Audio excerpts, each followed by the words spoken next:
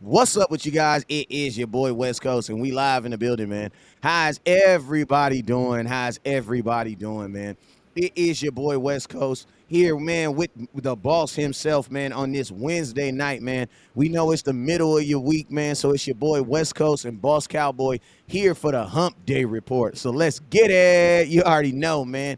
Everybody, it's eight. Well, it's 7:48 where I'm at right now. So if you in Dallas somewhere, it's about what, like 9:48, about 9:48, right about 10. You know what I'm saying? So everybody should be settling on in. We currently are live. Let me let you know where we live. We live on Boss Cowboys. Yes, we are live on Boss Cowboy Sports, West Coast Cowboy, and we also live on HTM Sports too. So shout out to everybody that's gonna be watching on each and every one of the platforms. But yo, man, Boss, man, how you doing this evening, brother? Man, I'm chilling on it, man. Shoot, I heard that, man. As soon as all these algorithms and platforms get zooted up, we're gonna do some shout outs, but you guys already know it always takes a couple minutes. But make sure you guys already know whenever you watch West Coast's content, it's to actually, man, whenever you watch anybody's content, whenever you're watching anybody's independent content, there should be two things that should always be mandatory. And the first thing you should mandatory is this: you gotta share the content. Why do you gotta share the content? Is because that's how you grow the content. That's how you grow it. You know what I'm saying? If content was a plant, sharing would be watering it. You know what I'm saying? So I need y'all to water this plant so it can grow. You know what I'm saying? So you can grow. So make sure everybody right now, mandatory. Cowboys got 5 Super Bowl rings. So I need everybody right now to hit that share button 5 times, mandatory. If you're gonna do it, if you're gonna be one of them real Cowboy extra fans and share it more, we appreciate you. But hey, man, it's mandatory. It's mandatory. It's mandatory that everybody hit that share button wherever you're watching at least 5 times. You feel me? So, yo, let's get, as soon as Facebook gets up, I'll give some shout outs out on Facebook. Let me see if my YouTube is up real quick. Boss, I know your YouTube is up. I know you got some Yeah, folks on YouTube. What's up with yeah. I see James Ruff, D.A. Lee, Jeffrey. What's up, you? y'all? Boss, I know your YouTube is up. Sorry about that. Go ahead. No, I kicked the shout out to the people I see coming in the building. Shoot, I heard that, man. I heard that. Well, real quick, let me shout out to my boy Nelly Rogers in the building. Then I got my boy Jeffrey Lamberdozy. Man, you know I always you gonna have to put some dashes in that mug. But one thing I will know about Jerry, one thing I do know about Jeffrey is this: he got that thing on him, and what's Boy, that you thing? tried though. You That hey, tried, boy. I saw you really attempted. I did. You know what? It's all about. It's some days I'm able to get it. Some days I just mess it all the way up. But Well, you one thing. said it with some confidence. And whoop, whoop, womp, womp. It is. If this is the thing, if I look at it, think about it, then say it, I'm good. But if I be like, oh, I'm about to just, oh, no. But one thing I will say is this though. I might not, I might accidentally say the last name wrong. But one thing I know for sure, he got that thing on him. And if you don't know what that thing, he got that fire on him. What's that fire? That fire is that wrench. If you on YouTube, I'm gonna tell y'all this right now. If you see them people over there with them big old wrenches by their name, say I'm gonna tell you this. The reason why they got it is because if you get out of line, they're gonna tighten your ass up. You know what I'm saying? So I need everybody on YouTube. You know what I'm saying? Let's have a good time. But I'm gonna tell you this right now. Don't be in my inbox talking about West Coast. I was in your inbox. I was talking in the comment box. I said Dak Prescott sucks, and all of a sudden I got tightened up, man. Hey, man, I'm telling you, man. Be on your best behavior on the YouTube. We're going to have ourselves a good night. Facebook, y'all, for the most part, y'all know what it is, man. We've been rocking damn near 10 years, going on 6 years right now. So y'all know what it is. But, hey, real quick, my Facebook just loaded. So let me get some shout-outs real quick. Shout out to Miss Leah Roman. Hey, if you at a hospital right now working, because I know you be on your thing. Hey, salute to you and all the nurses up in there that's are working around America, keeping us all going and keeping us all safe. Shout out to Big Cole Dyer in the building. What's up with you, OG? Then shout out to my boy Michael Cole. What up with you, Jimmy? Timothy, I see you. Diane, what up? With one A, with one N. What's up with you? The reason why I say one N is because my mom has 2 N's. My OG Darren, what's up with you, sir? Appreciate you. Who else we got up in here? Chris Fat Man, what up, boy? I see you. Maya, and Loop skipped. What's up with you? Josh over there on YouTube, and then Loop skipped again. I see you over there. So, hey, you guys also make sure you guys hit that super chat. Make sure you guys hit that star button, man, and let's get into it, man. So, y'all already know, right? OBJ came to Dallas. You know what I'm saying? Got him some barbecue. You know what I'm saying? Got him a, you know what I'm saying? Probably got him got him one of them big margaritas. You know what I'm saying? Hung out with Jerry. Then he went and hung out with the Mavericks. Got to meet Luca. This is all on his first date, right? All on his first date. Imagine this, right? Some of us is married, been married 10 plus years, and think about this. Think about what you did on your first date with your lady. Did you take your lady to a Mavericks game? Could you imagine putting all this together and then waking up the next day and the first thing you hear coming out of Jerry Jones's mouth is that he is not confident in OBJ's even, and the question was not his health. The question that Bobby over at 103 The Fan asked him was, "What is your level of confidence? How confident are you in his ability? As far as this year?" And Jerry Jones flat out said, "I'm not confident, and that's the issue." You know what I'm saying? Boss Cowboy, man. What are your thoughts on? I mean, to be honest with you, what do you catch us up on your thoughts on OBJ, and then kind of slam dunk us on what you think on that, those thoughts on Jerry Jones and what he had to say about the whole meet? I think I think he was just honest because that's the only thing you can say given the situation is you can't be confident in a knee that's a second ACL and it's no workout. It's really simple. And so I wouldn't kind of be overwhelmed with his statement because it's just an honest statement and it's something that a lot of us should have saw coming. Yeah, I mean, this is my thing too. Like, I don't know who these agents suck. That's all I'm gonna say. Like, they suck because What you mean, man? it's like, OBJ, you have been putting this narrative out, or not even just narrative, because you wouldn't be trying to get on a team if you weren't healthy.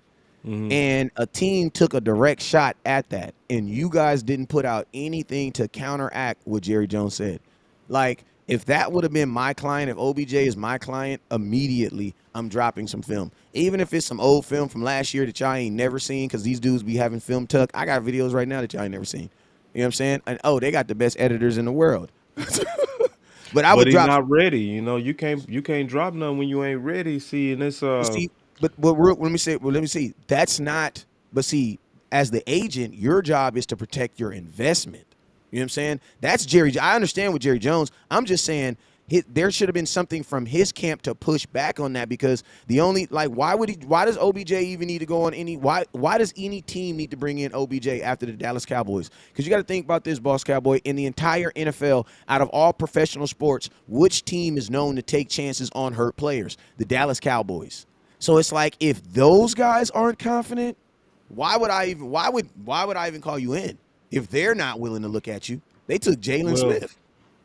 I just when I look at the player about is he gonna be able to play this year, and it's already pretty much out there that likely he won't even be able to play until 5 weeks, and that's allegedly from his own mouth.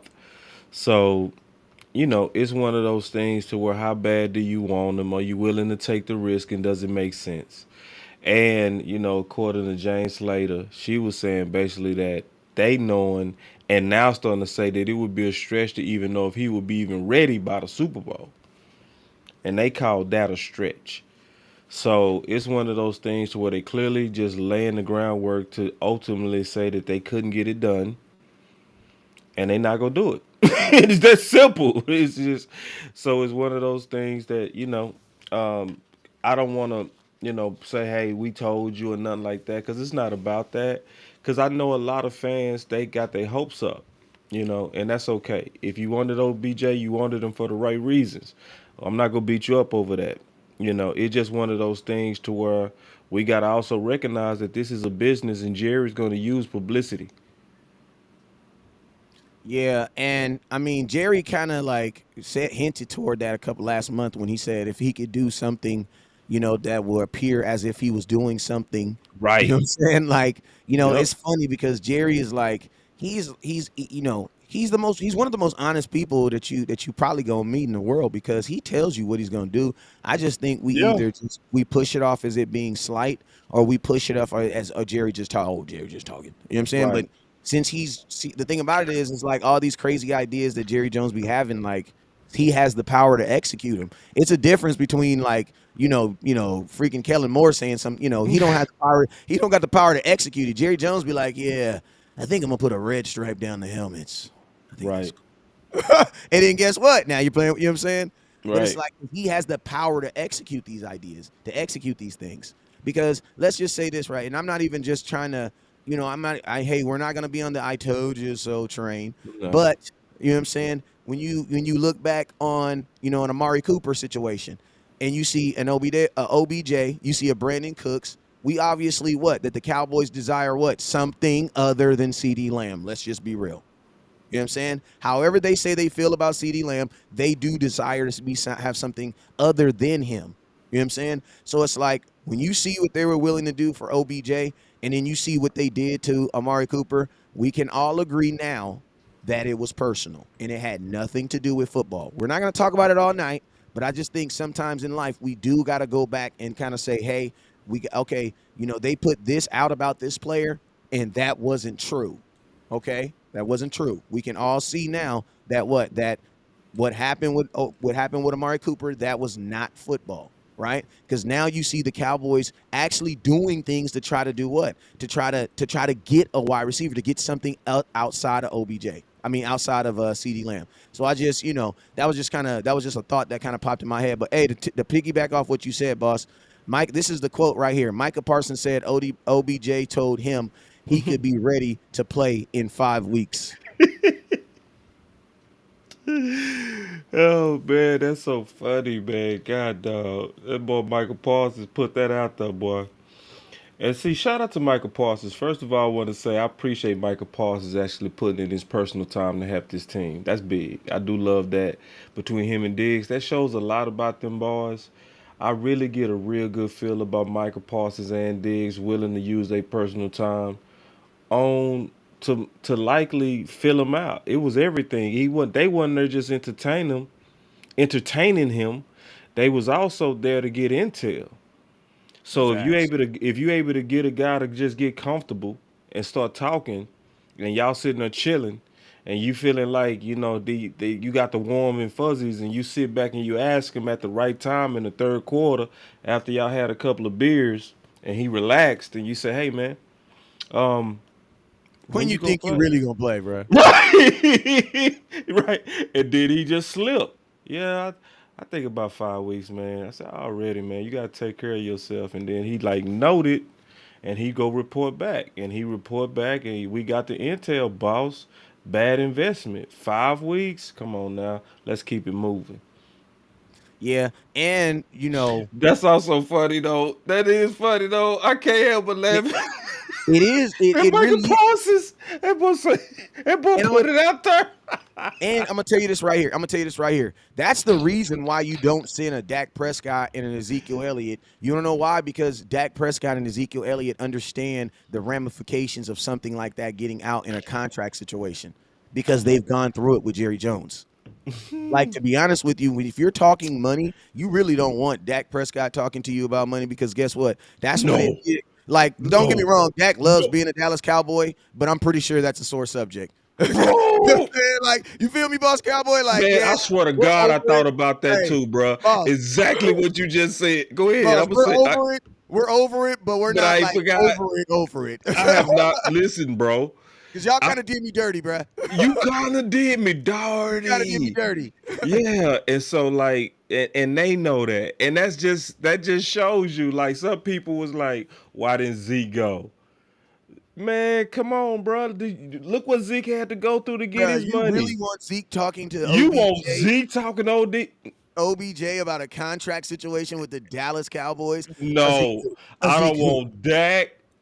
I don't want Tank. I don't none of want these none dudes. of them. None of Nah, them I dudes. want them do it like it's so strategic. Like you sent the guys who wanting to get paid. Facts. Because guess what? A guy who's wanting to get paid is going to do everything to please the person who's going to pay him.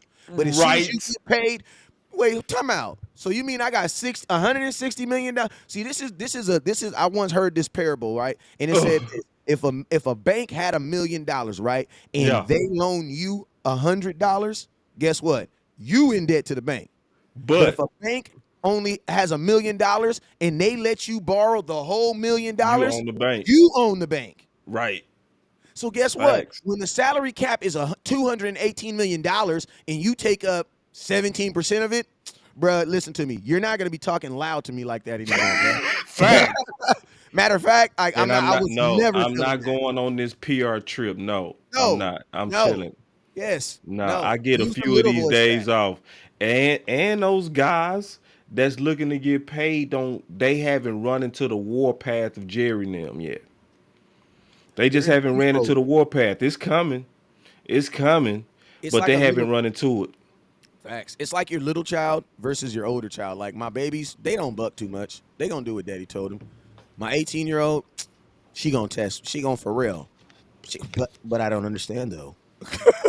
But that's not what you said last time. You know what I'm saying? So it's like the babies are kind of easier to control. And I'm gonna tell you this too. Facts. I'm gonna The tell you this. unpaid boys. Oh my God, this is something. This is a Boss Cowboy West Coast exclusive. I'm gonna tell you what it also is too. The younger ones are going to relish in the fame, in the viralism way more than Dak. Think about this. Dak told you himself when he goes to professional games, he will not sit on the court side. He is a suite guy. Ezekiel Elliott too. Ezekiel Elliott's gonna sit in the suite.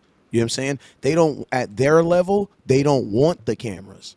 You know what I'm saying? Micah Parsons, Teron Diggs for a degree, and it's okay. It's okay. There's nothing wrong with this. You know what I'm saying? They're young. You should feel this way. You know what I'm saying? They've earned to feel this way. They still want to be. They want to be on the front row with the big chains. So it's you can kind of buy into the vanity a little bit too when you send the young. You know what I'm saying? Because I'm pretty sure Zeke Also, doesn't want to be involved with that. and I also like the fact that our big dogs are big dogs. Mm-hmm. Can we say it like that? Like Facts. to be that's also saying on the same coin that our big dogs is like, man, we don't do PR stunts, man. We resting, you know? And that's beautiful, man. That's showing you how good this team is. Like to Mm-hmm. where like, yeah, to where yeah, we like them, but we trying to win now. We not playing. So let me know if this is real. If this is real, I'm not going out there, but if you know, if you need some PR, send them guys that's trying to get contracts. I ain't going. And and I love it. You know, I love it from everybody's. And then, you know, somebody was like, why didn't CD go? I don't want CD to go. Facts. I don't. I like my number ones competitive. Facts. I like my number ones greedy. Yeah, real greedy. Like anybody notice that they've been turning up since they've been talking about Odell Beckham? Keep the talk going, cause I Mhm. know it's motivating our current receivers. You got Gallup, and you got CD Lamb. Now CD, like Gallup did show that he ain't gonna never be no route runner. Like he showed that with Gilmore. He showed he ain't gonna get no separation. But that jump ball, that's money, right? And CD Lamb just an athlete. He just a football player. Get him the ball in space. He go rock. So now, man, like keep the talk up. Like so, and I'm cool with the publicity because if it's giving me and my team motivation, like I'm sitting out of CD Lamb, let's rock, man. So yeah, Yeah, I it's just a tweeted. matter. I tweeted, boss. I tweeted yesterday. I said I love that CD Lamb did not go. I said, did not feel the urge to go with them to the Yeah, Mavericks game. I said 88s I said 88s don't recruit stars. They are the star. Like, you know what I'm saying? Like, see, no, this is the mindset too. What it also showed to me too is it really showed maturity that CD Lamb was not there. I love it. And it showed maturity that Zeke was not there. You want to know why? Love it. Because anybody who is looking for fame, and I'm saying, and listen to me, I'm not saying that Micah Parsons is literally he is running an NFL campaign to win the defensive player of the year. So for him, it's a good look. You know what I'm saying? Yeah, yes. He Both of those guys. like for both that's a Yeah, good look. Trevon Diggs is yeah. trying to get paid. That's a good look. You Great know what I'm saying? look. CD Yes, Lamb, what it shows for him not to be there is leadership. Because what it also shows Odell Beckham I is this: love it. if you do sign, You're you're coming to submitted. play. No, not even that, but you're coming to play with me. That's what I'm saying. You submitted. Yeah, you're coming to play with me, and Right. that's an 88. Right.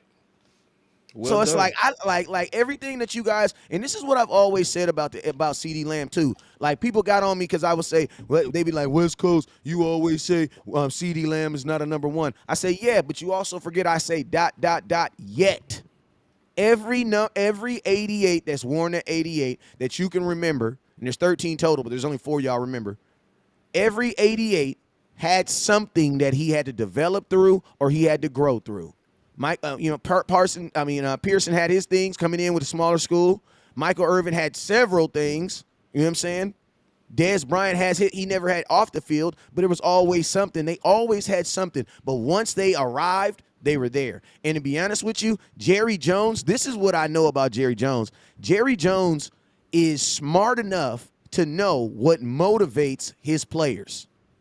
Like the one thing I will say about this team is they found a way to get the most, to put a battery in the back of CeeDee Lamb and Michael Gallup and And that anybody that wanted a battery. They literally put a battery on the desk and said, "Hey, anybody want a battery? and Because that we are gonna battery and that go ahead. battery is competition.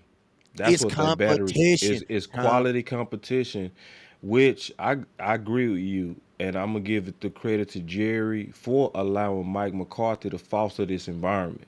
And this is a beautiful environment that's across a lot of positions. Because I know we go talk about Tyron Smith, but it was reports obviously today with his practices that he basically bruised some defensive ends. Why is that happening? The competition between Tyler Smith. Bro, you know you looking at your end if you don't come in here not just ready, but ready. You got to silence people immediately and all doubters. Everybody that said, hey, T. Smith, you gone. This is it. Yeah, it's been a lot of people quoted that, put that out there, published it. So when you say that type of stuff and you see your replacement in the building, you getting ready to rock. We also saw that with Romo in 2016. We really did. Cause see, isn't it funny that Dez Bryant said in 2016 with that the spirit of competition when Dak started taking over, he said, "Man, I see a 6 pack on Romo. I've never seen that." And Romo lost 15 pounds during the season. So when you see real competition, that really will make you fight for this legendary star on your helmet. And Mike McCarthy and Jerry Jones and Steven, primarily I'm gonna give it to Mike and Dan Quinn. They fostering a hell of our group and a hell of our competition, and it gotta be fair because if it's fair, it make boys max out. Facts. Facts. And one thing about competition is that competition has to be legitimate enough. Because I mean, this is the thing. Like, Right, OBJ, we don't know. I've always felt that the health was going to be the ultimate reason why the Cowboys wouldn't sign him. Like I always, Boss Cowboy always used that good example about the fire insurance, and that's always stuck to me. Like once you take a loss on something, it's hard to then like go. If your house caught on fire, you know what I'm saying, and you lost all your belongings. And once you got your new house, are you going to buy fire insurance? Heck yes. Okay. of Can I course. sell you out of not buying house insurance? Absolutely not. Absolutely not. Why? Because you've experienced the loss. So it's Right. like when the Dallas Cowboys see what Michael Gallup, it took Michael Gallup 5 weeks before. And then think about this. You've seen Mike, you still to this day have not seen a Michael Gallup game. We have seen Michael Gallup moments because even the touchdowns was like 13 yards. I think one was 13 and the other one was 17 yards. You know what I'm saying? For a total of like 43 or something like that.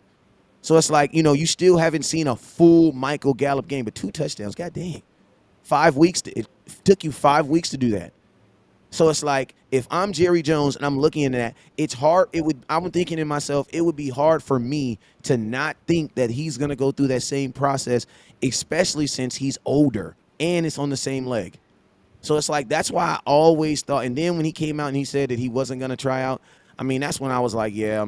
You know what I'm saying? The Cowboys, I'm more if you're going to invest time into getting a person back, getting a player back, man, let's talk about freaking Tyron Smith because there's some, I listen to him, I just got Right. to say it. There's some crackhead Cowboy fans out right there. I call them CCFs. There are some crackhead Cowboy fans, and they are literally in their minds trying to make us believe that the Dallas Cowboy offensive line is going to get worse by adding Tyron Smith. I don't give a dang I don't know what you own. Like, there's nothing that you can convince me to make me believe that this offensive line will not get better adding Tyron Smith because it will. Real Now, quick. Go ahead. Before we go to T Smith, because I know we go talk about that. Coach Marv just said something that I also wanted us to talk about. That's a good point. Shoot. This is a time to also fan base, in my opinion, and keeping it all the way real. Instead of kind of beating a horse of Odell Beckham, which we now know is an unnecessary talk at least for 5 weeks, Facts. we should be beating the drum on more Tolbert and more Callaway Mm-hmm. now. So like go ahead and start getting these guys ready for the playoffs as well. Because you're doing a good job, Dallas Cowboys. You're doing a good job of developing your tight ends. Fantastic. You making sure they get in their packages. But you gotta also prepare weapons for potential things that could happen where you might need guys that can go out there and deliver you a comeback win. You're gonna need weapons for stuff like that. So I mean, hopefully we don't talk about Odell Beckham for a little while, because at this point we should be talking about Callaways, Tolberts, Turpins. Davis. Can we put Malik Davis in there? Can we throw a Yeah, little Malik Davis in there? yeah. Like we should be open for competition at that as well, because we almost treating it like it's good, and it's like now we gotta develop because we were seeing Turner develop as the year was going on last year. Why not do that with your guys now? You got a third rounder you're not using. You At looking all. crazy. At You all. looking crazy. Like you gotta, like you can literally give him at least a jet sweep. Put the ball in his hands. Let him feel a play. Like how can you call yourself genius as an OC and you don't have no designs for your third rounder? He can do nothing for your team. It's crazy. Yeah, man. And that's Turpin. I think I can't. I'm not gonna say I kind of understand why he's. I think he's just being totally used wrong. I think Turpin needs to be getting the ball anything within 5 to 10, no farther than 15 yards. Why? Because as things get further down the field, they get smaller. And I don't think now, if he was with Sean McVay, I think Sean McVay could definitely scheme some stuff where he's just wide open. Because every time I see Cooper Cup catching touchdowns, he's wide open, bruh. That's part of your offensive corner. Yes, Cooper Cup is a dynamic guy, a wide receiver. Yes, he is dynamic. But part of him being so good is the fact that the offensive coordinator is able to scheme plays that just get him open. So it's Yeah, like when you have situations like a Turpin, when you have a guy like Turpin who has that, the best thing to do, honestly, is get the ball in his hands as quickly as possible. So yeah, yeah, him, a Callaway, Jalen Tolbert, man. The sad thing about him, man, I think the worst thing that happened to him is Dak Prescott got injured, man. Because if Dak Prescott wouldn't have got injured, he would have gotten the rookie blessing. What's the rookie blessing? You're gonna play because you're a rookie. You know what I'm saying? So go catch some balls. You know what I'm saying? They would have did the same thing they did to Michael Gallup, the same thing they did with CD Lamb. Them dudes was all playing. You know what I'm saying? but you gotta be smart enough to still do it. I know, but I'm saying I think that was the worst thing Yeah, that it happened to him. derailed them, but I think what mainly derailed them was that the option route system and having to read a defense and all that kind of stuff. Especially when Steven said himself that we put too much on this play. It's too many signs of an overcomplicated system. Especially Yeah, when Mike especially McCarthy South said, Alabama, because I "I've know they never ain't running been." at South Alabama. Right, you ain't running that in They no ain't running at South South Alabama, Alabama. man. So like even Mike McCarthy said he's never been in an offense that's this aggressive with option routes. Like and think about the quarterbacks that he's coached. Like I think it's at least 4 Hall of Famers that Mike McCarthy's directly coached. So you so so yeah, it's a tragedy that's going on, and I really would want us to start just kind of moving our energy, like because I know it's a lot of people that's drunk and in love with the dream of Odell Beckham, and I know it's a lot of people that's mad right now because of the stories and what's coming out about the likelihood of him being ready.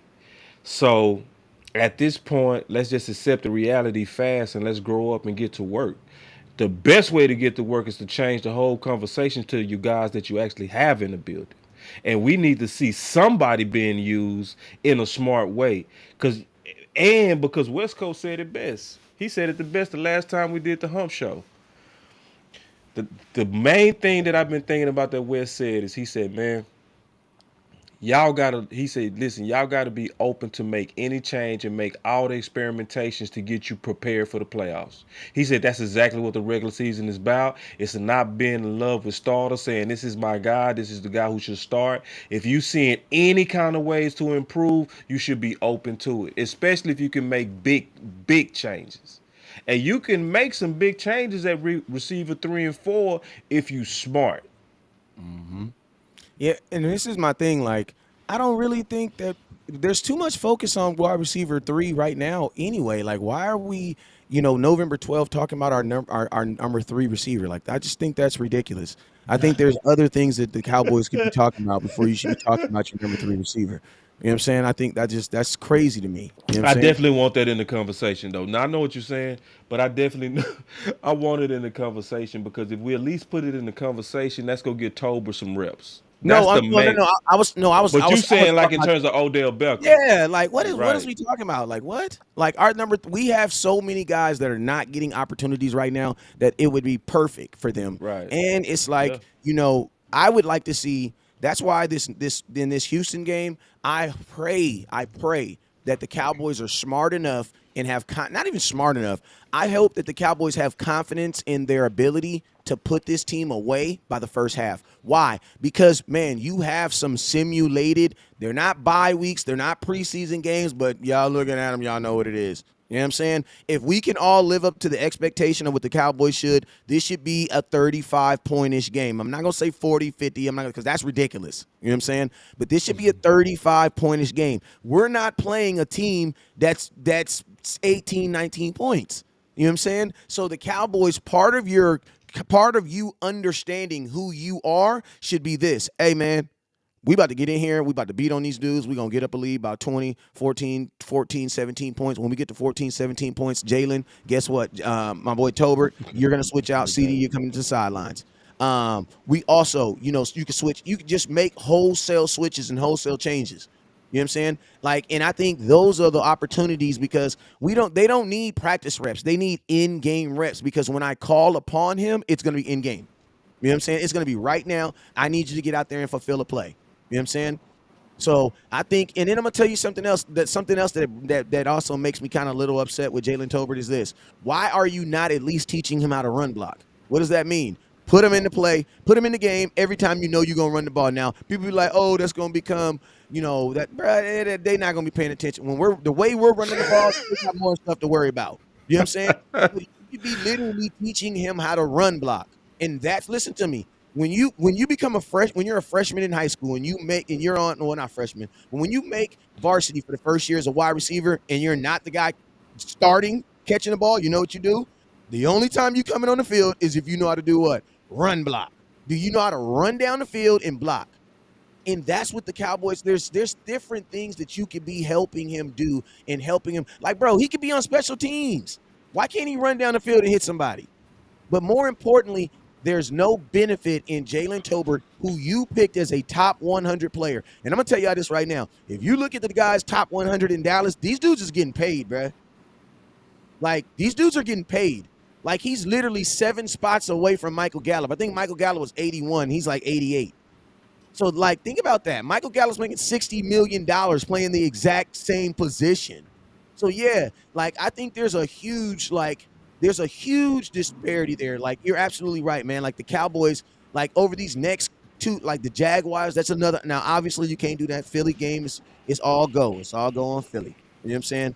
But these opportunities where we're getting teams down and we're able to run the score up, man, you need to get Jalen Colbert in there. You It's a need, tragedy, bro. It's a damn shame, bro. That's the only way to say it, bro. I don't want to be nice about this. That's why some people they be like, hey man, let's get ease up on Kelly. My boy Tariq said, do y'all remember the outside? So I do, and I forgive him. I forgive him, man. You know what I'm saying? You barely putting him out there. So put it like this. I also remember the first time they put Donovan Wilson out there, what happened? A touchdown got caught on. He still should have been starting over Thompson. Am I lying? He mm-hmm. still should have been starting over Thompson. But the first play he got put in there was a touchdown on Donovan Wilson. And we was all begging for him. And guess what? Some people was like, see, he had a touchdown caught on him. Pull him. And it was like, Yeah. no, bro, you got to give these young bucks reps. Yeah, and then Yeah, And then, boss, think about the folks. And this is listen to me. If you were mad at a rookie for jumping off sides in a game, man, you really don't. You ain't got. It's like, bro, you really don't know how this thing works, bro. That dude probably had all the jitters in the world, bro. Yeah, And there has to. that's why And we that's a saying you rookie, gotta, bro. and that's why we saying you gotta do stuff to build her confidence. See, because me and you was at SportsCon, and I talked to Swain, and I told Jeff Swain to Swain. his, yeah, I told Jeff Swain to his face. I said, Jeff, you messed up Dak's first preseason game. Me and West Coast right there. I said, man, you messed up his preseason game. He had only two drops, and it was your drops, and it was easy bootlegs. I said, how did you go from that to balling? Because I really wanted to just know. How did you? And he said, man, it was in my head. He said, once you make you a few catches and you feel that crowd, it just normalizes to you and it start feeling like Sandlot. Y'all notice how Ferguson is now versus how Ferguson started? Ferguson now out there jumping over balls and running over the next dude. They out there just having fun. They feeling like they kids again. Because guess what? With your tight ends, you schemed plays to get them open. You gave them confidence dump offs. You can run the exact same plays for a receiver. You can do. I'm saying even just give him the ball on a jet sweep. He might make a play. Just if once he does anything, it's gonna go right back to when he was at Alabama, and it's gonna be a wrap. It's malfeasance what's going on with Tolbert. This is literally crazy. You have to use your third round. Yeah, I mean, the Cowboys. I mean, I just think, and and the crazy thing about it is, I almost feel like they've conceded, like they've conceded to him, just like we'll deal with it next year. You know what I'm saying? And that's crazy because the Dallas Cowboys value, for the most part, man, they typically value these offensive weapons, man. So, but I mean, I 100% agree with you, man. I think it's that's why, like, honestly, like when even with Turpin, like when he came in, man, I was just thinking in my head, like, you know, Kellen Moore, he's not like he doesn't have that, like, that wide range of, like, when you give him more on his plate, like sometimes it's like adding too much sugar in a cake. Like, yeah, it sounds good. Like, how could a cake be too sweet? Well, guess what? A cake can be too sweet. Like, it could literally taste nasty. Why? Because it tastes too sweet. And it's like with Kellen Moore, man, like you gotta be. That's why, like, if he do go to another team, man, this is advice. This is just advice that I'm telling this new team if they hire him, because I'm hoping they do. You really you gotta build the personnel around the guys that he really, really needs, because that's what he's gonna use, and anything else is gonna get cast to the wayside, man. And it's Right. like, see guys like Jay, like, bro, we can see what Tolbert can be. Like, we saw what he was the MVP of the USFL, and you're telling me you can't get He was a that guy standout player at the Senior Bowl. that up? Yes, and you can't tell me you can't get that guy involved. You can't do nothing with him. And the Nothing. reason being is because it's what you always say about Jimmy Johnson. Not season, I'm sorry. His scheme literally cast players to the side. Yeah. Like, you know what I'm saying? And I'm gonna tell you the bad thing about it, and this is the thing, I'm gonna contradict myself, because y'all know I love me some Dalton Schultz. But his scheme also, it casts aside athletic players that can change the game while uplifting regular players like Dalton Schultz. Like, it's crazy. Like, Dalton Schultz is a monster in Kellen Moore's scheme. And listen to me. Yes. He is. Don't you laugh at me, boss. Don't you laugh at me. Nah, you so right, bro. You ain't saying no lies. But you get what I'm saying, though. Yeah, man, Like, I don't, I you don't so believe. on it right now. You killing it. Listen to me, boss. I Please don't continue. believe. I don't believe that Dalton Schultz is the same Dalton Schultz on another team. No, I No, don't. you not, bro. Come on, No, I don't. bro. But On this he's the team, Dalton on my team. true. I only care about my team. And listen, and he fit. Facts. So that's So why I I mean, think you like, gotta sign him. because you can't be in Kellen Moore's system, bro, unless you're cerebral. You have to be cerebral. The faster your mind speed, the better you play in this system. Facts. So that's why Kellen Moore is foolish at the same time, because to him, everybody has the same IQ. Everybody's Barack Obama. You know what I'm No, saying? and think about this. Everybody is In, CeeDee in Lamb. IQ. Ev- Everybody, think about this. Everybody's CeeDee Lamb. yeah. Everybody is it. Think about this, bro. Yeah. He You got literally it. thought. Oh, go ahead. I'm gonna let you finish your point, but I got something after that. Go ahead. Yeah, yeah, Oh, yeah. It's so, but they're not. So it's one of those situations to where, if we notice as players, Wes, we've played with smart players. I know if I played with you, you would be a smart player on the field because you're a smart dude. But we also know we've played with players who was just athletes and didn't have the IQ. They was just facts, good players. facts. So when Kellen get those types where the IQ is kind of mid range and they go process a little bit slower, he still go treat them like they can. Yep. And I'm gonna tell you proof to that. When think about this, when typically when a starting quarterback goes down and the backup quarterback comes in, the scheme kind of changes, right? But think about this: Ben DiNucci, first game threw Gilbert. 35. Garrett Gilbert, Ben DiNucci, Andy Dalton's first game as a Dallas Cowboy, all threw 40 plus passes. Yep. I think Garrett Gilbert was the only one that threw like 38. Yep. Like, and that's in that. To be honest with you, that right there shows you to him. He goes into it with it's my like he has his scheme. To be That's honest with it. you, like if I'm Kellen Moore, bro, it don't even benefit you to really. I'm not saying you ain't got to, but if you ain't watching film, I ain't even tripping. Like I'm not even tripping. If I'm not Right. Right. like I would rather you be out there like practicing how like if you want to use that time to like practice on penalties, I'm not tripping. Because it's not like you're using it, bro. He's not using it because his scheme is not based on film. It's not based on that. You know what I'm saying? It's based on what he thinks that he can do. And to be honest with you guys, that Facts. is why we can never score on our opening drives. And I'm gonna tell y'all something. I've been screaming on this for the last forever since we did it. I think the Cowboys right now are like, we've only scored on one opening drive this entire season. Like, that's crazy. Think about this. You have 6 days to prepare for a defense. And Yep. you telling me that you can consistently not watch a team on defense, prepare your team to go out there and score on that team. So basically what Kellen Moore is doing is this is the scary part about Kellen Moore. Kellen Moore almost needs a whole half of football before he actually can understand what he can do. That is scary, bruh. Because what if you don't have a whole half of football? In playoff games, you don't have that, bruh. You don't have. Listen to me. The Cowboys have phenomenal. Listen to me. We all know that the Cowboys have what? Great second half adjustments. You want to know why? Because we always have to adjust. So if you're adjusting in the second half, you know what that means? The plan that you created for the first half did not work. Why is that consistent? Like, I should only know once or twice a year, or once or twice a week that the Cowboys can adjust at halftime. You want to know why? Because some of this stuff that y'all should start in the first half should actually work. Why is it that we have to actually play a team?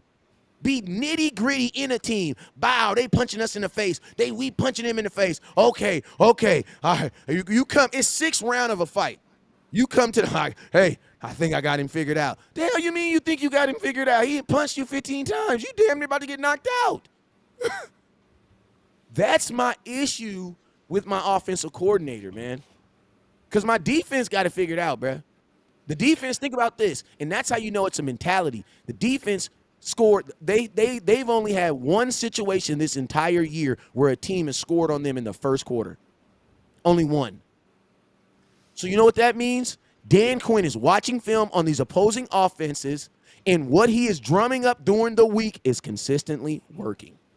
And that's not Hey, happening on the offense. Go ahead, boss. real quick, I got a super chat. He said, but wait, how Chessmaster Coop get cast aside, man? Great super chat. My boy Johnny said, I need something positive tonight.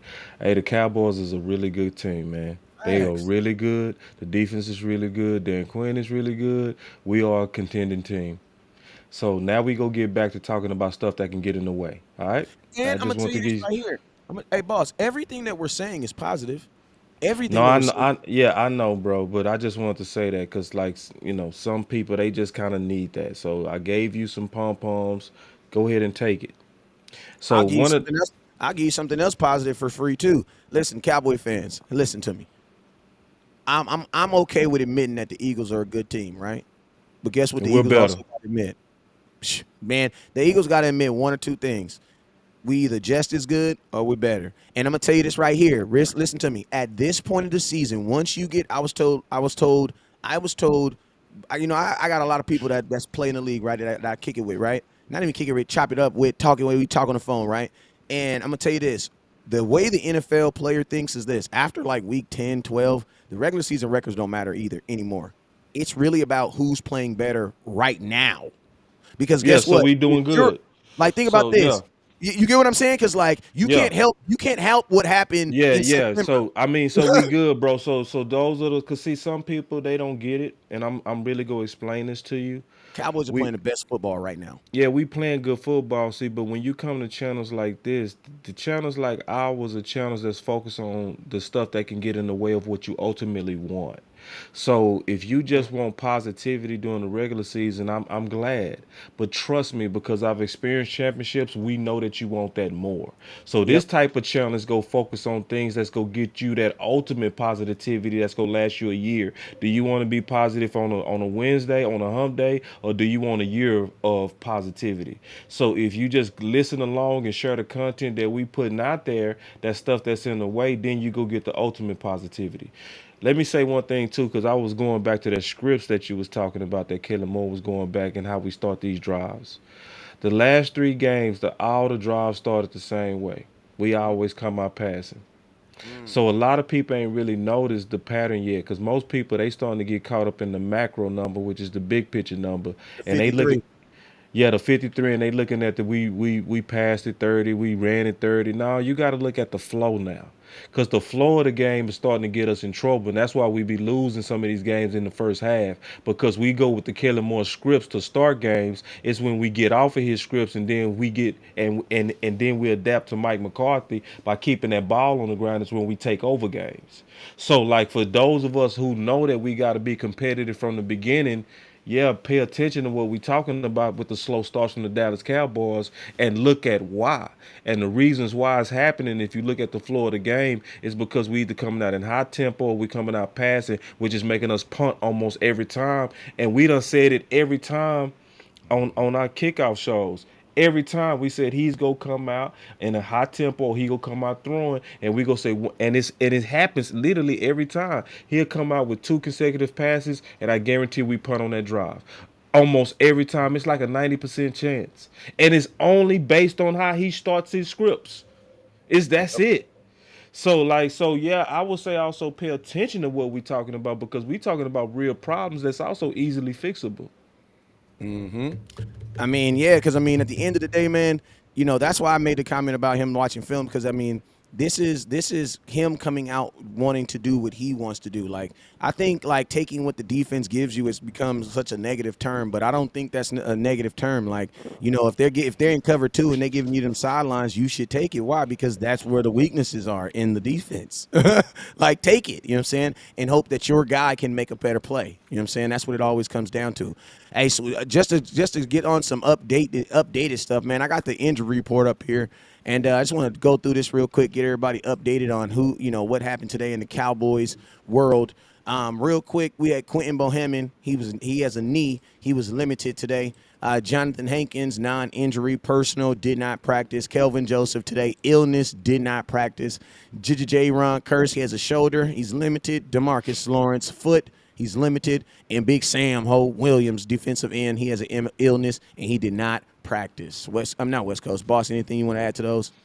No, man. Most of that stuff, when I looked into it even more, is simple, and so I was very concerned when I saw, obviously on the list first, I saw uh, Kelvin Quentin. Joseph. I'm like, what? Like, damn! Like, I need you out there now, big dog.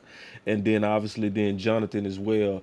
But then when I looked at Michael Gelkin, and on his Twitter he broke down that Kelvin Joseph and Sam Williams missed practice with an illness, so it's probably that ooey ooey that's going around. You know what I'm saying? And then Jonathan had a personal matter, so that's also not really anything injury related. So the top two is something that Ball's been bouncing back from, and then Jonathan is something that he going through personally, which he likely going to be back. I was then happier to see, if you put back up the injury report, Gotcha. that we at least saw some limited functions with Quentin, right? Because Quentin is somebody, since we're trying to like really beef up this run defense, that we need to get him prepared for the playoffs by playing. And then we also know DeMarcus Lawrence, it's gonna be an ongoing thing that he will have to fight through for the whole season. So like when we look at the injury report, and then obviously I went through a separated shoulder, so I know what Curse is going through. At this point, it's 2 weeks from the fresh separation that he had. He's finally starting to feel normal. So that's a good news. So that injury report for Wednesday, honestly, when I really broke it down and looked into the details, is actually fantastic. Yeah, and Jonathan Hankins non-injury personnel, so he doesn't even count. That doesn't even count as an injury. So Right, technically, you exactly. only have five guys on there. Right. Kelvin Joe, anything that's illness related, man, I'm gonna tell you, illness and injury, they sound alike, but they are two totally different. You can play with Facts. one, you can't play with the other. Right. You know what I'm saying? Remember the Michael get Jordan flu game? He basically showed us shut up and dribble. You know what I'm saying? Go out there and play. I Facts. mean, Michael Jordan set the standard on that. You know what I'm saying? And then so illness so the only really actual physical ailment that you have is Ron Curse and DeMarcus Lawrence. I'm gonna keep it real with you guys. As long as Ron Curse is playing in the box as much as he is, he will never leave an injury report. That's just what it is, man. That's the life that he lives right now. I'm just happy Donovan Wilson's not on there, bro, because man, if you watch the film from this week, that young man was thumping without a record. And I'm gonna tell you this: if the Cowboys are gonna go forward using him the way they are, he might want to put on a couple pounds, man, because man, if the way he was getting after it this week, for him not to be on the injury report, that's what's up. That's what's up. Coach Marv said with the $5 super chat, he said, "Our voice matters for solutions, not cheers." Amen. Yeah, I mean a little bit both, but yeah, it's just about knowing when to give them, when to give them which and when not to give It them. is a little bit of both because you do need that crowd. That Heck crowd do yeah, help. bro. It's so yeah. If we've been technical for sure, you do need the crowd. You know what I'm saying? But I just want people to understand the spirit of you, West Coast, and me, because I was talking about this yesterday on my channel when I was explaining that a lot of people, man, they follow the Cowboys for inspiration. It makes them feel good.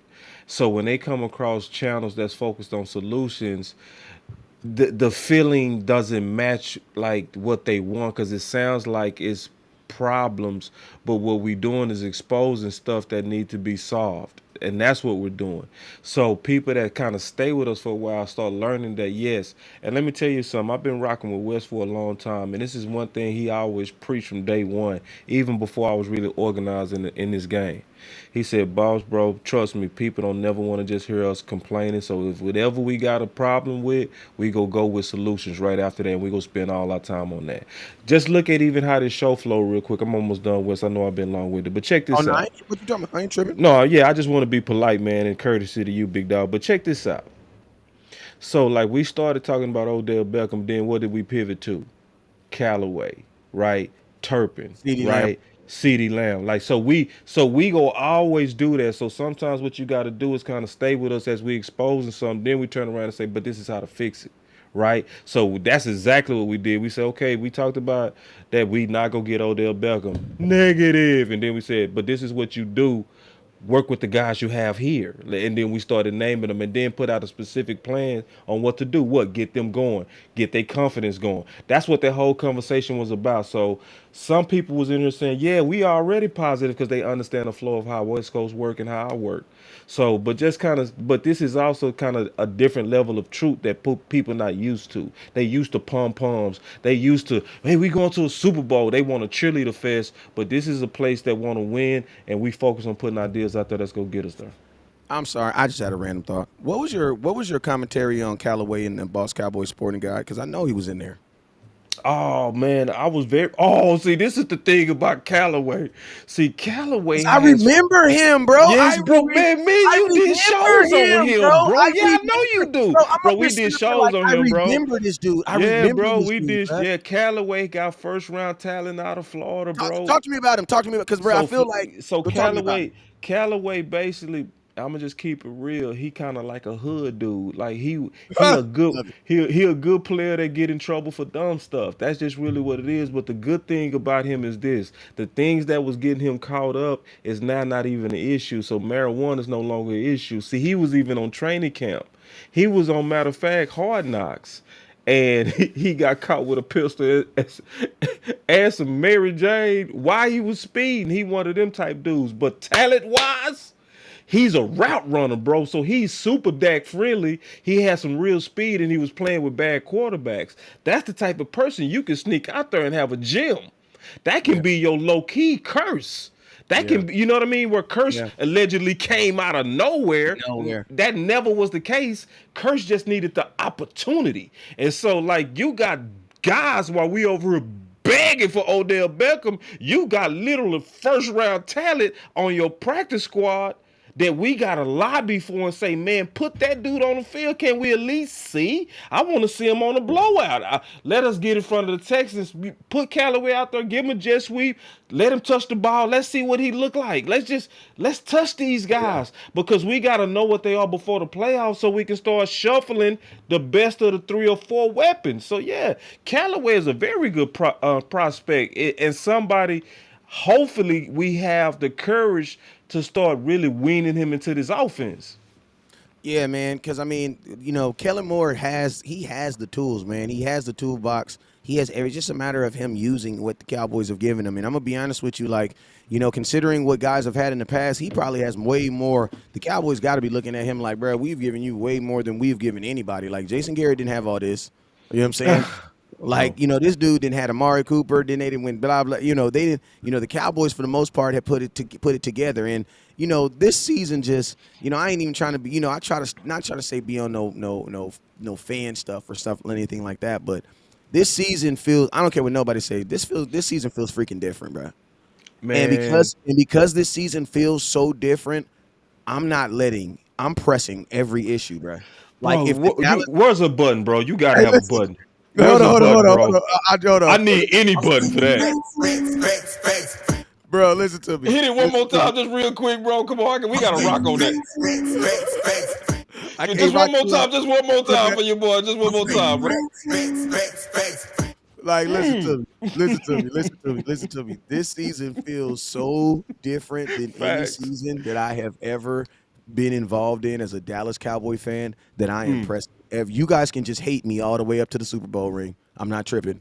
You can just hate me. You can just hate me. I'm not tripping because, bruh, it just this, and I'm not. I don't want to. I ain't gonna say jinx. You can't jinx a whole NFL team. That's not how it works. It's But I'm gonna crazy. say this right here. There has never been such a clearer path. There's never been such a clearer path with a team this talented. Like there's been years where there's been paths, but your team wasn't talented. You know what I'm saying? Like the year that the Eagles won the Super Bowl, if the Dallas Cowboys could have had their life together, that could have been us, bro. You couldn't tell me we couldn't beat the Eagles. Like, come on, Right. bro. Like, come on, Yep. come on, come on, come on. You know what I'm saying? So it's Yeah. like that could have been us, but we didn't have the team. This year it's the same situation. Like basically you're telling me we're gonna have to go through Philadelphia to go to the Super Bowl? I mean, they say Tampa Bay, but when it's all ultimately said and done, you're probably gonna have to go to Philadelphia to get there. Like, and you have a good team and you have a good defense. Like, we've had good offenses with bad defense. We've had bad offense with good defense. We've never really had the both of them on the same team and at the same time peaking. So it's like, bro, as a content creator, it's almost like getting a ridiculous deal on a car, man. Like that deal you got on that car was so good, man. You gotta listen to me, bro. You gotta keep up on all the oil changes. You gotta keep up on all everything. Why? Because man, that's a good deal you got on that car. Listen, Cowboy Nation, man, it ain't never gonna smell no closer than this right here, man. Can I It's can just can your you tag quarterback. me in? Can you Go tag ahead, me in, go ahead, bro? go ahead, go ahead. So you talked about it from the inside. I'm gonna talk about it from the outside. Everything you said was facts on the differences that we have on the inside in terms of the advantages, talent, and how it's all coming together. We running the ball, we feeding our number one. All the stuff you talked about. But then on the outside, when has the NFC ever been weak, bro? The NFC really dominates the NFL, especially in championships. Like it's always been at least 5 or 6 strong contenders in the NFC. Bro, this NFC is broke down, bro. This NFC look like a nuclear bomb that went off on it. Like the dudes who usually in the hunt or in the race are gone.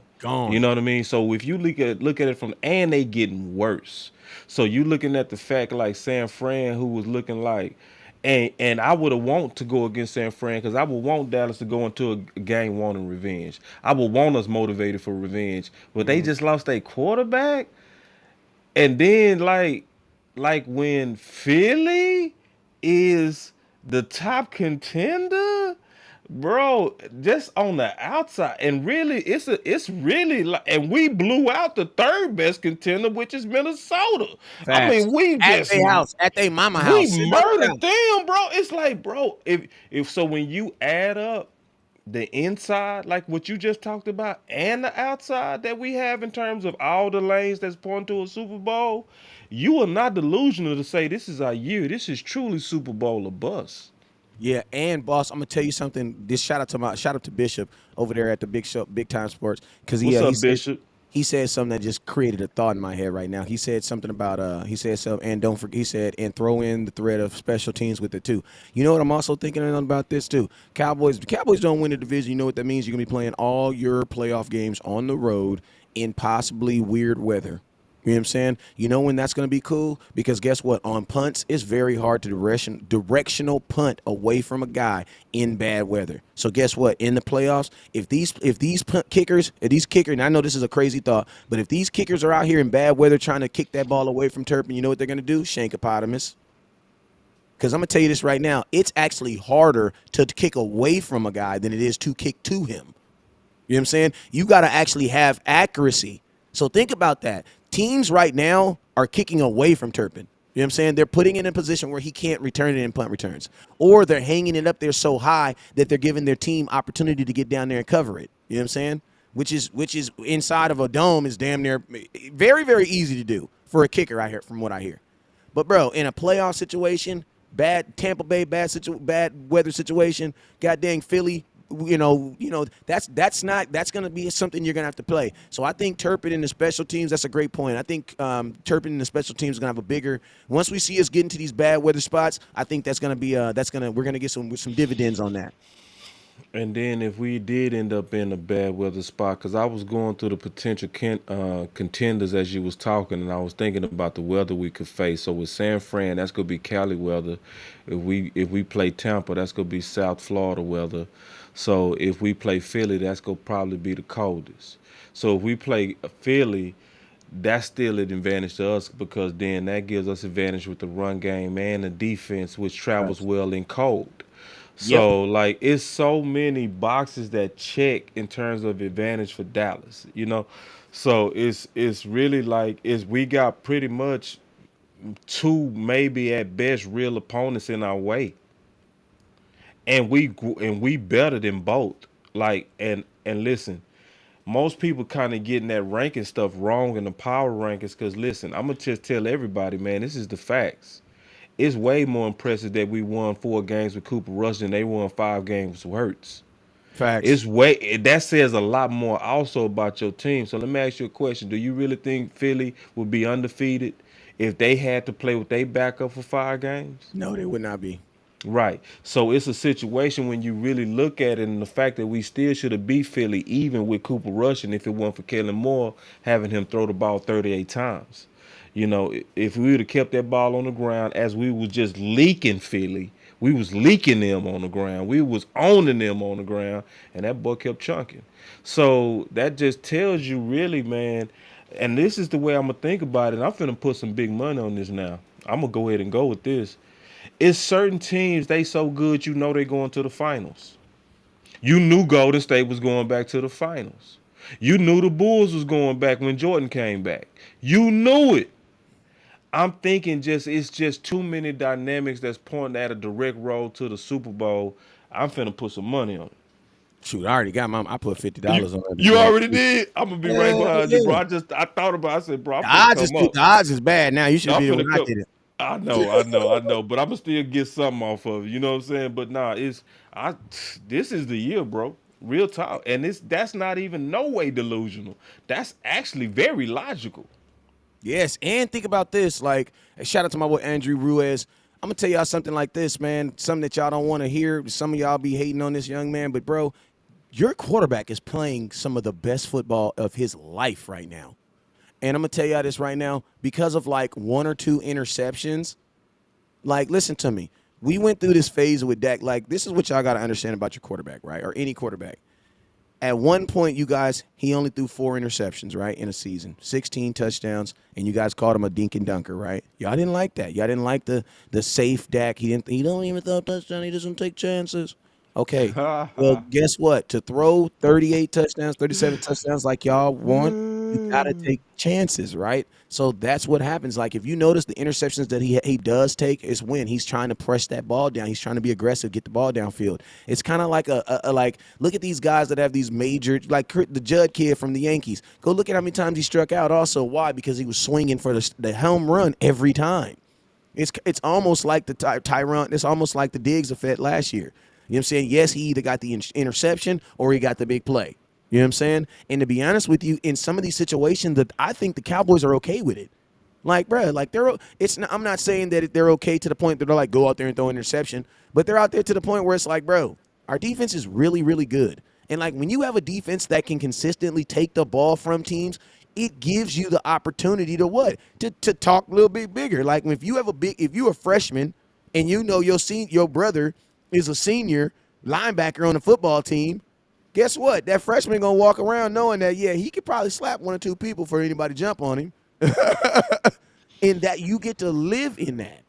You know what I'm saying? So it's like your quarterback. I know we talk a whole lot about the defense and stuff like that, but bro, your quarterback is playing some of the best football of his career right now. Right now. You know what I'm saying? And if you take out like I say, man, the interceptions are going to happen. Think about this. Josh Allen has 5 red zone interceptions right now. One of them that actually cost him a game. Dak ain't got that. Dak got like one. No. Yeah, he got one, the Schultz one.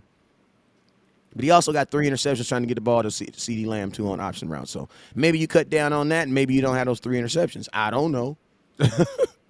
I put those. I ain't gonna say I put those interceptions on Kellen Moore, but it's like, bruh, like you're in a guy's first game back. You out here doing. He's only been back 3 games, and you're already trying option routes. You guys got to think like this. Dak hurt his hand. That means he was not out there practicing on the side of the field with CD Lamb when everybody else was practicing. No, he was chilling with his hand, not doing anything.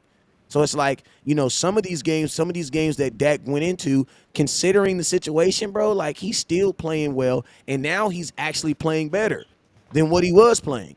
And mama, this is what I always say about Dak, man. As long as Dak's re-up game is ridiculous, I don't care, man. He can throw interception or not. Because Dak is the type of person that he gonna borrow $20 from you and he gonna give you 25 back. Like like Dak borrowed $40 from you, he gonna give you your $40 and he gonna take you to lunch. Why? On the strength. Hey man, appreciate you, man. Take this extra 20. Why? Because you came through for me on the jam. That's the type of dude Dak is. Tell me a time where he threw an interception, didn't give it back, and didn't give you something on top of it. Like that's what you got in a quarterback. Because he has what? He has the confidence to know that, man, that one decision doesn't define me. Man, that's what you really, really want, bruh. That's what you want going into the playoffs. Why? Because if you throw an interception in the playoffs, you want to have the confidence, man, I didn't threw 2 interceptions in games, and guess what? And they came back and then did 4, then dropped 2 more on their backs. And that's the maturity of the player. To play this big-time football that we want to be a part of, interceptions are going to happen, bruh. I'm sorry. To play this big time, go win a Super Bowl, go be that best team in football, that big time real football, bruh, stuff gonna happen, bruh. Stuff gonna happen. And you cannot be afraid to push the ball down the field when you have a team that is taking the ball back the way they are. You just can't be. What are your thoughts on, man? What are your thoughts on your quarterback, man? I got 2 things. First, Campbell said almost 12 a.m. and we're here. Love this. I love y'all, man. Y'all rocking late. That's dope. Then Coach Marv with Dak said, which I want to echo what he's saying. He said Dak might throw a few more interceptions, but now he has a defense to erase the mistakes. Facts. So, and I want to kind of add on to what Coach Marv is saying. When you have a defense that's good and you have a receiving core that's still emerging, I do want an aggressive quarterback. I don't want you being passive because Thank now you. now with this defense you can be a little bit more aggressive and you almost really have to be aggressive because you're not working with the best talent. You got to try to fit some stuff in there. That's just keeping it real. So now we're getting ready to have James Washington maybe finally come back. You expect Dak and him to have perfect chemistry without somebody taking a risk? Come on now, it's gonna take him a while to gel, so he gonna have to take some risks to start getting that ball to him. So in terms of Dak, I'm gonna put it like this: if he never would have hurt his thumb, he would be the leading MVP candidate right Right now. now. Especially with Right bro. now. And think about this. There's not even, and this is no shame on him, but There's really not even no quarterback that's just playing outstanding right now. Defense is really good in the NFL right now. Like Yeah. every team for the most part has a defense that does something well. Now we just have the fact that we have multiple things that we do well. But everybody in the NFL for the most part defense, like a lot of these, like think about this, man, like the Aaron Rodgers, the Tom Brady's, man, you don't see that. The Patrick Mahomes throwing 50 touch, you don't see that, bruh. You don't see that. The Josh Allen, then you don't see that. They're all right around us. And I saw one of the, and this is how I just know the crazy stuff that they put on Dak. Because man, I literally saw a meme that they were comparing the top 5 quarterbacks, and they were basically trying to sketch the fact that Dak, that Dak wasn't on the meme. And I'm like, bruh, Dak was out for 5 weeks, and it's crazy. Even then, they still expect for him to be there. You want to know why? Because in 2020, Dak was balling so well that through 5 games, it literally took to like week 11 before anybody caught up to Dak. Ridiculous. People just not smart, man. That's what it come down to. Like Dak, every time he takes over the offense, it some kind of way goes to number one. So you the quarterback of the number one offense, but you a top 15. That's just stupid. Yeah, that doesn't make Like, sense. yeah, it don't even make no sense. Like, so it's just one of those things, and I've been noticing a lot of people they've been hating the uh, hypocrisy that's happening over these four-letter networks, and it's like honestly, don't watch them. Watch us. You know what I mean? Put your eyeballs. We need to vote with our eyes, man. That's exactly what we need to do. Put your eyes on the YouTube community, on the Facebook community, and these streams. I honestly never watch them because I already know what the end is. Like, why would I watch a movie when I know how it ends, bro? Come on now. That's a waste of time. We Facts. know that they go use us for publicity. We know they go have a totally different narrative on the Philly win over the coast than the Dallas win over the coast. They go try to make the Philly basic trash win seem like it was beautiful, organized, and just organic and special. And then they go talk about us like we just beat a poo-poo team. And then y'all got the nerve to really be mad. Like, nah, bro, they playing you for ratings. They want you to get mad so you can come back and see what else they go say to make you mad. Just leave them alone, bro. Put your eyes on us. Facts. I mean, and you also got to remember the investment, man. Our investment, honest, at the end of the day, is the ring. You know what I'm saying? Like these four-letter networks, that's not their investment. Their investment is the dollar, and it's where it should be because they Yeah, have that's bigger yeah. bills and they have Right. different responsibilities It's for them. about So I money. can't. Yeah, I can't even knock them. I can't even Yeah. knock them for It's that because capitalism. yeah, like I can like listen to me. I can only imagine what this Odell Beckham has done to like ESPN's bottom lines. I can Oh, they only made some imagine. bread. I can only Oh, imagine what it's done to Jerry Jones's because oh, I they mean, made some bread. like I can only imagine. You know what I'm saying? Man, So they it's they like, came up. yeah, absolutely, man, absolutely. Well, shoot, man, we've been on here for about an Bro, hold hour. on before we go, bro. Go, We go, ain't go, talk go. about that T. Smith, man. You know what I'm saying? I know Oh that's yeah, something. yeah, yeah. Go ahead, go ahead, go ahead, go ahead. So, yo, Well, Tyron Smith. You want me to introduce? yeah, yeah. So Tyron Smith was back in the building today. He was back. I knew we forgot something. Tyron Smith is back in the building today, and we actually started it up, but I think we just went somewhere else Yeah, with it we because went somewhere. Yeah, I was talking about how people was actually saying that there's a contingency of people out there that are scared to think that this offensive line won't get better by adding Tyron Smith on it. Like you guys are crazy, man, crazy. and I think we did talk about it because we talked about competition, huh? Because that's gonna be pretty much the It same sounds answer. like you got another thought, so go ahead. What's your thought on it though? Well, no, I'm excited about it, man, because it's one of those things that I really do think that he's gonna at least come back motivated. We've been seeing Mhm, that work so well. Like mhm. it's amazing. Like we watching Schultz block, right? How many of us was hating on that? Schultz, he can play, he can catch, but he can't block. Now all of a sudden he can block. Why? Because everybody in all his competition is blocking. You know what I mean? And so to see this transfer at this moment to the offensive line is way better news than Odell Beckham. It is way better news. And then you go balance out your whole line.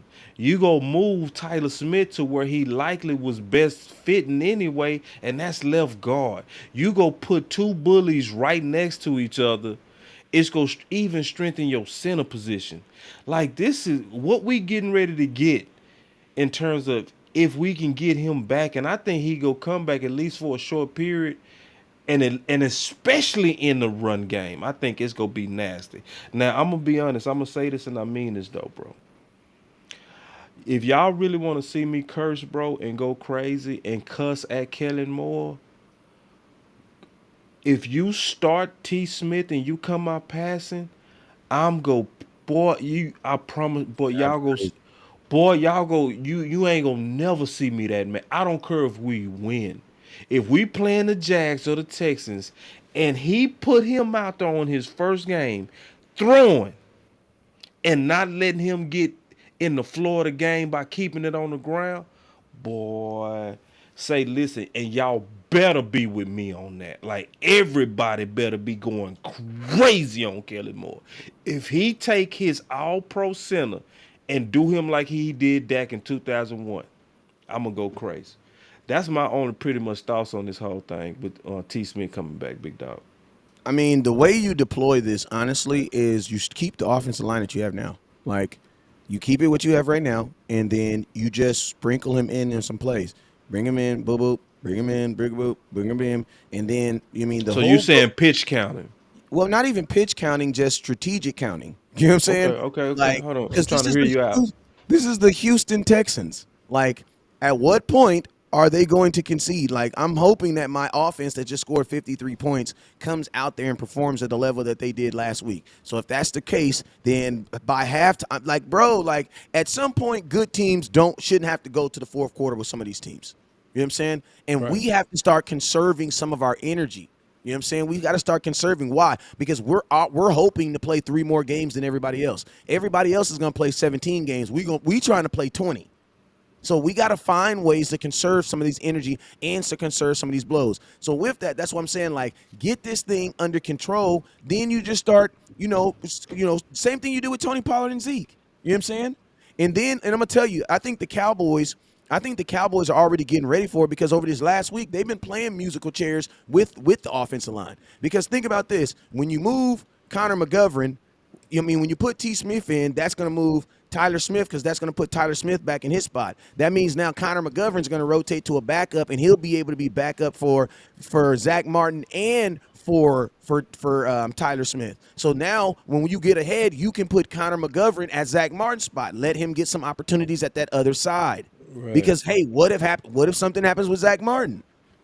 You know what I'm saying? Yeah. Like you need to be And able to do everything. That's why I say it's very important to get this Houston Texans game, get it underhand with Cowboys so you can use it for other stuff. and shout out to the Dallas Cowboys and specifically Mike McCarthy who said and been pushing for cross training our offensive linemen. We Facts. all know ideally you don't want to move them. But see, we not in and have not been in an ideal situation with T. Smith. So you had to become unorthodox. And I love how the Cowboys learned quickly from the sins of preseason where they wasn't giving Tyler Smith his cross training reps. But now they don't went crazy, bro. And I love it. Now they moving McGovern the center, giving them reps. Me and Coach Marv was talking about I missed a couple of plays where they even had Collins playing guard and they giving ball reps. Like I'm loving it and it's cross training. And so at this point, they are doing exactly what you talked about the last time we did this show, where they're truly preparing for whatever could happen in the Facts. playoffs. We could lose any position on that offensive line with the way that they cross training these guys, and we will keep moving. Have you seen anybody go to play center? I Yeah, think that's McGovern. oh, McGovern. I missed Yeah. that. Yeah, they going I crazy missed right that. now, bro. Okay, okay, Yes. okay. Yeah, they going crazy and I love it. This And past like, week? yes. Oh, I gotta go see that. Yes. I don't know how Yes. I missed that. Man, I miss Collins at guard. Coach Marv told me. Now we all miss that, bro. That game going so fast, especially in them trenches, and then they be lined up all by each other. It's hard to see it from the television. We see it when we see the all 22. But anyway, as you know, but yeah, but just since we're talking about T. Smith, that's also something that's very important, and that's also should have us united in the off season because every off season we have a fight, don't we? Yeah. Every off season it's a fight on should we cross train or should we not. Every off season. Now we should be able to go back to 2022 and say, you know what? We saw the whole benefit of cross training. So at this point, this should be an ongoing practice and philosophy of our organization. Because it was here that we brought that out. It was West Coast and Boss who brought out the cross training that they was doing with the Saints with Ramchick. And Yeah. we've been actually talking about that honestly for about 4 years. So this not new to us. It's just new to the Dallas Cowboys doing it. Yeah. Because the cool thing about football and the offensive line is if you're an all pro or have the level of being like an all something at one position, that means you'll probably be pretty good at something else. You may Yeah. not be all pro-ish, but you'll be Yeah. probably pretty good at something else. Especially how we draft, because we draft Yep. those types. Yeah, we draft you with that in Yeah. with that in. Yeah. And it's almost like, and it's a good it's really, you know what it really is. It's, man, we about to go into another 30-40 minutes. It's really it's really roster manipulation. You know what I'm saying? Yeah. Yeah. And I love it. It's roster manipulation at its I highest love form. it. Yes. At its Like, highest form. hey boss, let me tell you something. I saw something in a college game this past week that just blew my mind. And I was thinking, if my son was a quarterback, I would teach my son how to punt. Because think about this. Think about a quarterback on fourth down, your starting quarterback on fourth down, who can also throw the ball every down, every fourth down. So instead of having some punter out there punting it, it's your starting. They're punting the ball. When they on that fourth down, it's your quarterback out there getting the ball, and then literally he can either hike the ball, he can do it. You know what I'm saying? Just think about that. That's a In good in, idea. in That's special something, but that's situations, something that somebody would have to start prodigy work on that but early. he But wouldn't even that's a have to. real good, but that's a good idea. And I know with the quarterback schools out there and just how football is, that type of common sense idea that went over a whole bunch of people's head in terms of trying to make players hybrid for weapons. It would take a while for that to kick in, but if you get the right one, boy, that's genius. Because think about this: how many times a game do you? Not even how many times a game. How many times a season do you think somebody would forget that dude's the? Oh damn, he's the punter. Even if they didn't forget, you just always got them wondering, man. You don't never know. You know what I mean? You Bro, got them you on. can It's literally, which you you can. can open up returns. It's it's different things that can happen with that. Now you asking for a unicorn, but why not keep looking for it? You asking for a leprechaun type of scenario because most people, when you the quarterback, you not the punter. You know what I'm saying? Yeah. Most people never even think of that. But when you think of it from a weapon and an advantage and a strategy and a Like, it makes chess sense. piece, It almost it makes makes sense. sense. It really does. I was thinking about it as you were saying. I was like, what? But then when I start putting it on the field, especially in no man's land, like when we on our 40, right? Or our 50, you know what I'm saying? Then it's like, and you got that quarterback out there, man, you got special teams jacked up. Bruh, thank you. Because think about this. All you got to do is bring out the gunners. Bring out the, you know what I'm saying? In the long snapper. Long snapper snaps it to it. You can literally send a guy downfield on every play that they would have to actually cover. Why? Because he can throw the ball. And guess what? If it's not there, you just punt the ball, bruh. Yeah, it's just about Just punt the finding the ball. type of unicorn. See, that just that would be something you would have to keep that ideal out there, and somebody would have to actually build that type of player. You can build them, it's people that's gifted I like was that. if, Yeah, that's a good. yeah. See, that's a see, man, and see, it's now don't get me started because now we starting to get into real nerd stuff, bro. I'm just saying, dads, if your kid is a quarterback, teach him how to punt. He'll never leave the field, and he'll be the only quarterback. But that's a whole different dynamic. Your son knows how to punt. Yeah. Okay. So you mean on fourth down, on fourth and such, my quarterback, instead of going, you know what I mean? And think about this in a It would situation. fit analytics football. It And would. boss, think about this. How much time it takes to get the kicker on the field and all that other. You know what I mean? You don't got to do none of that now. Now I see it from a special teams advantage. I do. It's just crazy, crazy. I saw it on college. I was like, I damn. know it's very nerdy of you, brother. I was like, that would be pretty dope. Imagine if Dak was out there punt that thing. But Yeah, yo, it's man, real nerdy. I appreciate hey man, it's been the Hump Day Report, man, brought to you by Boss Cowboy and West Coast Cowboy, man.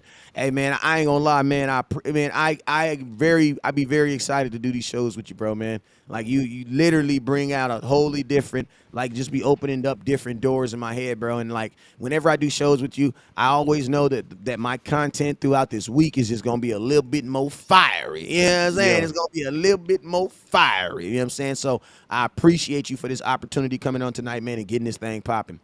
Yeah, man.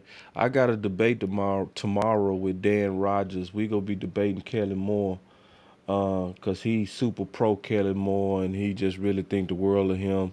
So, he He's said on coming on the Twitter, show. yeah, he coming on my channel. So I want as many of y'all to come out to that. Cause I'm not coming into it with a know-it-all attitude. If he can convince me, I'm open to it. I know he not, but I'm still gonna come in there with an open mentality. But hey, listen, y'all. I'm telling y'all, I'm gonna keep it real. I'm gonna be professional, but I'm gonna tell the truth. I don't care that these people are media. I don't care nothing about that. All I want is the truth and the facts out there because I know for a fact that Kelly Moore is the biggest risk to our 2022 season. And so Yeah. I'm gonna just tell y'all right I mean, now, I'm I ready. don't even I'm know. I don't ready even to know. show the power of independence, bro. I'm just letting y'all know. I'm ready to show the power of independence because I ain't finna kiss no ass. I'm just letting y'all know. Yeah. I mean, I don't see how like this is. I think that's why I almost stay away from it because it's like we can't debate a fact. You know what I'm saying? Like there is no Right, you can't debate facts, bro. Like you like you can't can't, debate it. bro. Like I So refuse it's to debate like, a and fact. I won't do it. I could already tell you the punches that's coming. We the Well, it's number gonna be one it's gonna. I'm offense. gonna tell you, it's gonna be Well, since we've opinionated. It's been gonna with be that, yeah, opinionated. it's gonna be all kind of whack. It's gonna be like stuff like why y'all hating on him. It's gonna be kind of innuendos. It's like, listen, it's like nah, like, and this is the deal, bro. We go He's gotten use our better though. platform. Hmm? I said he's gotten better in certain areas. Dan Rogers is a smart guy. He is a smart guy. No, I ain't talking about him. I'm talking about Kellen Moore, man. Kellen Moore has gotten better in certain. He's improved, and like this is the thing. Listen to me, boss. This is what people also got to understand. When Kellen Moore got the job, he had never done the job before. Never. So it like there had to be a degree of like you gotta like not even give him the opportunity, but it's like I just think the Cowboys you shouldn't have given someone with without the experience keys to the most like viewed truck. Maybe if we were in Cleveland, if we were in Cleveland, Kellen Moore, it wouldn't be so big of a deal. But bro, you're on prime time 9 weeks out of 17. Like bro, Yeah, man, you gotta it's somewhat I look feel can't like you know give what you're doing. Kellen literally no credit, bro. Even though I know and I feel what you're saying, but bro, like I know he's dangerous, bro. He He is is dangerous, but dangerous, he's bro. a crackhead, bro, and he is And trying that's the thing, and that's why I don't want to give him no credit. And there are things I know he good at. Like I know he know how to draw plays. He does design good plays. I give him that. he just don't like it. And if he stays on script, he will put you away. You know what I mean? Like I'm talking about like a fighter. Just imagine like a fighter. If he stick to the fight plan, that dude will KO you. So he Boss. got skills, but it's one of those things to where, bro, get out your Damn ego, way. bro. Yeah. This is what I always say, Kellen Moore is a great engineer, right? But he's not a construction worker. A construction worker is a great builder of buildings and builder of things, but he's not an engineer. You know what I'm saying? And I think the biggest issue with the Cowboys is we thought that he was one in the same. Like, no, he can create plays, but creating plays is the engineer's job. I've never driven by a building and seen an engineer out there picking up bricks. I've never seen it in my life. I don't think you'll ever see it. And at the same time, I have never seen a construction worker writing blueprints. I've never seen those. They work intimately together, but they're not one and the same. Now, is there situations where you have guys that are like that? Yes, they come around once in a blue moon. But he's not that guy. I think the biggest issue that the Cowboys have had with the Dallas, with even with like Dak Prescott, I think like they've acknowledged what they have in a quarterback. Listen. They've even acknowledged what they have in a running back. They've accepted we're gonna do the mixed carries. But the one thing they won't accept is what Kellen Moore is. Like, and it's like since he's the guy that's calling the plays, it kind of has this weird trickle down effect to everything else. You know what I'm saying? So it's like, I 100%. I don't know if it's. I say it's ego because I he's can there. say it like this. I'll put it like this. This is where Mike McCarthy has improved him. Mike McCarthy Because improved he him by, listened to though. He listened but to though. he had to. Yeah, that's what I'm saying. Jason Garrett. I think the Jason Garrett and In it some wouldn't have ways, worked. he Like it did wouldn't have listen worked. too. No, in some ways, you're right. In some ways, he did listen. Like when it came down to targeting his playmakers, he had to actually listen to that. Yeah, Because but he could have avoided that. He really could have, he still could have stuck to his system over targeting matchups. I talked about that too on my channels that, like, one of the things that we do now see is that he's actually giving his best players the ball. Like, regardless. So Regardless. CD Lamb is getting the ball, right? And the Regardless. targets. Now we seeing Pollard get it. Now I credit Mike McCarthy for that, but Kellen did have to listen. Like that part, I'm gonna go ahead and say, yeah, he had to listen, and that part he didn't have to listen. Yeah. Like And that part, he yeah. didn't have to. Like he could have still stayed super obstinate and stubborn. On that, he did not, because that was because I remember when Mike McCarthy checked him, because he was after the Tampa game, and he came out and he said, if it was me, I would have a list of plays that's for all of my playmakers. He said a Pollard list, a CD Lamb list, and he named all the playmakers. Well, that's actually what Kellen is doing now. So, but I credit Mike McCarthy for actually putting it out there in the public and like pulling his chain. But that dog did respond.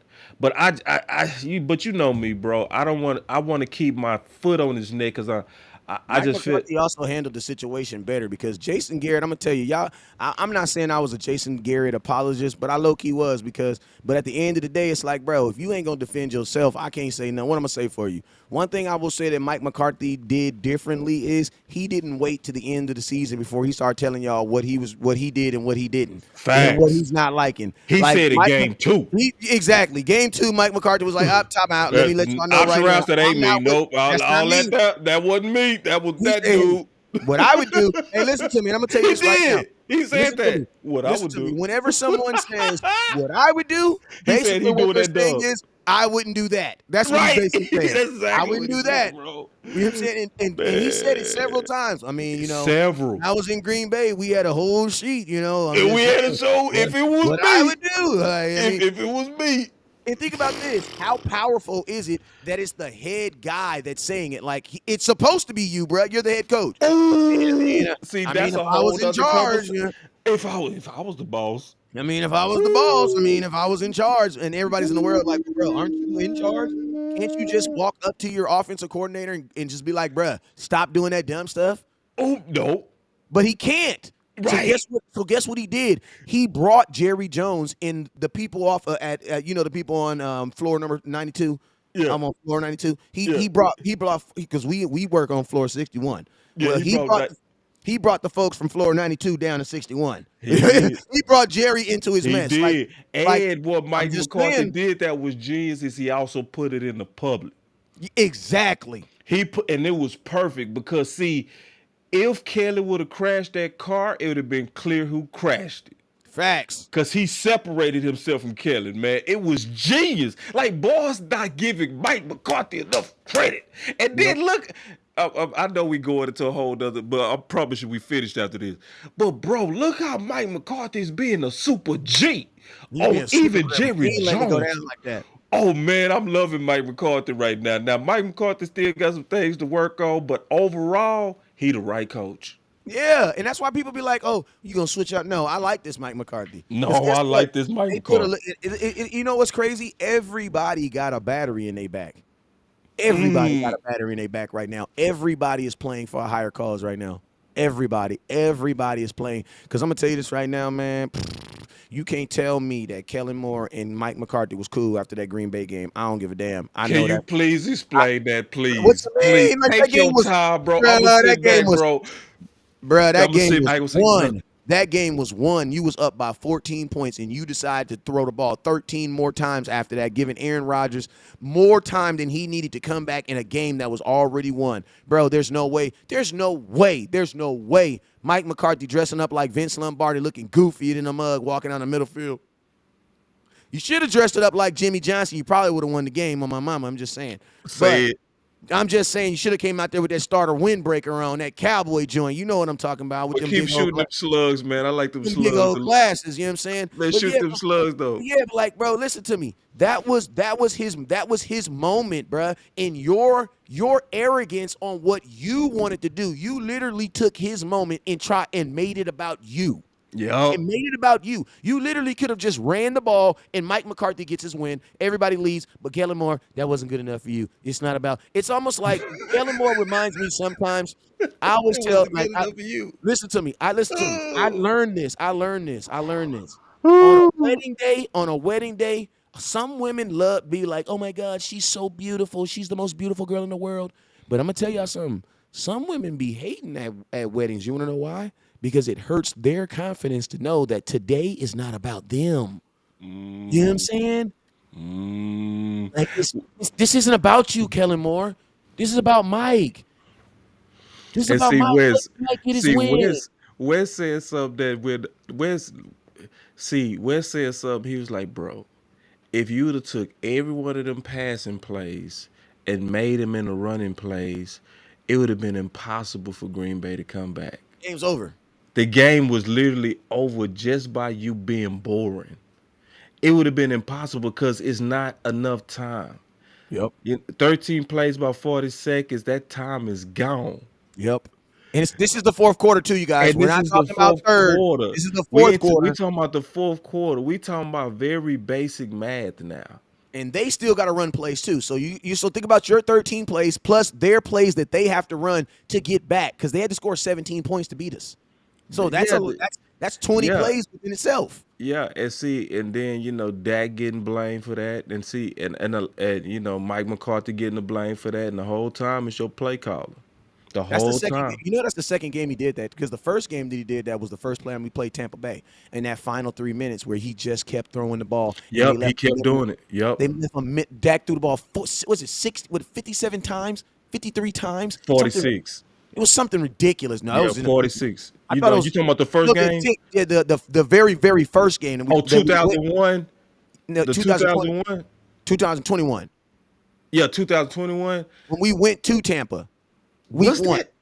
I bro. thought that was, He because remember he did broke he the get to attempt. 50? He broke the attempt record. Hey, put it in the comment box. Yeah, I think was it 56? Put it It in the was comment something box, y'all. crazy, bro. But yeah, it was crazy. Yeah, it was crazy, man. So yeah, so it's one of them things, man. Yeah, I'm gonna be debating this tomorrow, though. I'm gonna be debating this, so y'all make sure y'all stay tuned, man.